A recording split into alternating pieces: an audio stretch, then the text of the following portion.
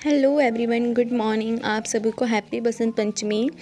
I am shooting this blog on the occasion of the Basant Panchami. तो सबसे पहले मैंने नहा धो के आज फटाफट पूजा कर लिया था सरस्वती माता का। उसके बाद आज का दिन स्टार्ट होगा। तो सबसे पहले मैं लाइब्रेरी चली गई। तो लाइब्रेरी में सबसे पहले मैं न्यूज़पेपर का स्लॉट लगाती हूँ। अगर आप मेरी वीडियो को देखते हो तो आप लोगों को तो पता ही होगा। सबसे पहले इम्पॉर्टेंट टॉपिक फाइंड आउट कर लेती हूँ, उसके बाद फिर इसको पढ़ाई करूँगी इसकी। तो आज टर्टाइल वाला था एंड इम्पॉर्टेंट एडिटोरियल्स जो भी थे इसके अंदर वो मैं पढ़ ली। सबसे पहले ऑलिव रेडली टर्टाइल वाला जो था, इसमें ये बता रहा था कि मतलब कैसे ये थ्रेटन है।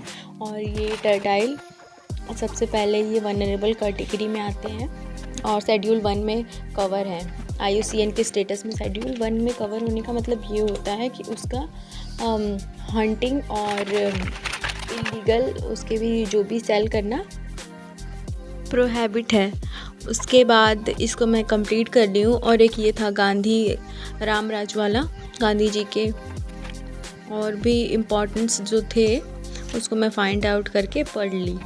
उसके बाद इसको पढ़ने के बाद मैं आज A4 साइज़ शीट लाना घर पे ही भूल गई। तो फिर मैं इसको फाइन आर्ट की सेकंड वाली जो NCERT है जिसमें मेजर पेंटिंग्स दिए गए हैं, तो आज मैं ये पेंटिंग पढ़ रही थी। ये द मिनिएचर पेंटिंग्स जो कि बाबर से शुरू होके औरंगजेब तक चली थी और इसका कैसे इवोल्यूशन हुआ था इसमें सारा दिया गया था। तो इसको मैंने कंप्लीट कर लिया जल्दी जल्दी।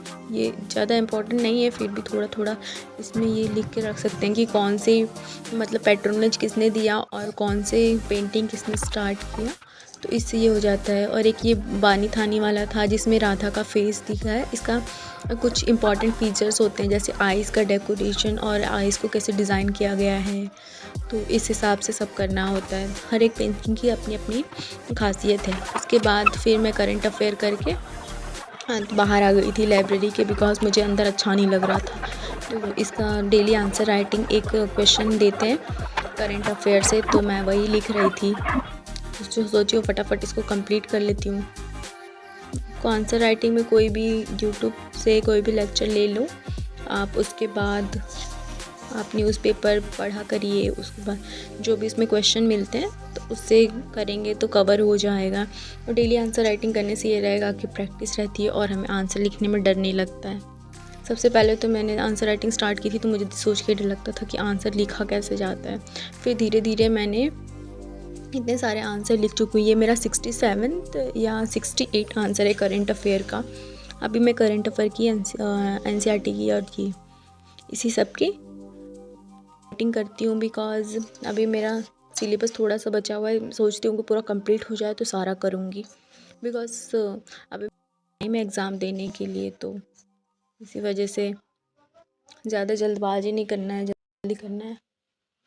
तो आंसर राइटिंग पढ़ने से पहले आपको 3-4 फॉर्मेट ध्यान रखना। पहले आपका इंट्रोडक्शन हो, इसमें फैक्ट इंक्लूड कीजिए। उसके बाद मेन पार्ट, मेन बॉडी, इसमें पॉइंट वाइज लिखिए और थोड़ा डायग्राम फॉर्मेट में शो करने की कोशिश करिए जहाँ पे पॉसिबल हो वहाँ पे। जहाँ पे डायग्राम नहीं है वहाँ पे आप कुछ भी थोड़ी बना सकते हैं। तो इस वजह से इसको ऐसे कर सकते हैं। तो ऐसे हो जाएगा। उसके बाद कंक्लूज़न आप एकदम अच्छा सा लिखिए करिए। जैसे कि इंडिया का गोल है 5 ट्रिलियन इकोनॉमिक बनाना, तो एक वो लिख सकते हैं। और फिर एक 1 फैमिली 1 नेशन ये वाला जो था ये भी लिख सकते हैं। अगर ऐसे रिलेटेड कुछ आता है तो इसको भी कर सकते हैं। फिर इसके बाद आज मैंने इतना ही किया लाइब्रेरी में। तो घर आ गई थी तो मम्मी मिर्ची का अचार लेके आके डाली थी, बिकॉज हम लोग इसका बनाने वाले हैं अचार। इसका अचार बहुत टेस्टी लगता है। उसके बाद थोड़ी देर बाद मेरी सिस्टर आ गई थी। तो इसके यहाँ पे फेयरवेल था, तो फेयरवेल में इसको गिफ्ट मिला था। तो हम लोग इसको अनबॉक्सिंग कर रहे थे कि देखिए इसके अंदर क्या है। तो ये ग्लास वाला मिला था। इसमें मुझे लगता है जूस पीने वाला है ये। हाँ वही था। शाम हो गई। फिर उसके बाद हम लोग काम वाम करके मैं और मम्मी गए थे दवा लेने। उसके बाद दवा लेके हम लोग यहाँ से दुकान से कुछ सामान लिया। यहाँ पे राशन वाली दुकान से मसाला लेना था, तो यहाँ से मसाला हम लोग लिए। उसके बाद मसाला लेने के बाद थोड़ी देर तक मार्केट में गए और वहाँ से फिर देखे तो यहाँ पे एक गन्ने वाला था, तो गन्ने का जूस दे रहा। उसके बाद हम लोग ने देखा तो यहाँ पे ब्रेड मिल रहा था, मीठा था, तो खाने में काफ़ी टेस्टी रहता है, तो मैं जब आती हूँ तब यहाँ से ले लेती हूँ। तो हम लोग इसके बाद यहाँ से ये लिए। तो फिर मम्मी को और मिर्च लेना था, क्योंकि मेरी मासी के लिए भी अचार बनाना था, तो उन्होंने कहा था कि मेरे लिए भी बना दो। तो मम्मी को और मिर्च लेना था, बिकॉज जितना घर पे उतने से तो काम नहीं चलेगा। तो यहाँ पे आ गए हम लोग, तो यहाँ से मिर्च ले लिया। उसके बाद यहाँ पे दादी जी बैठी थी, तो यहाँ पे आंवला था, तो ये खाने में अच्छा लगता है, तो मैंने यहाँ से इसको ले लिया। 20 रुपये का मुझे आधा किलो दी थी। तो इसको लेने के बाद हम लोग घर पे जा रहे हैं।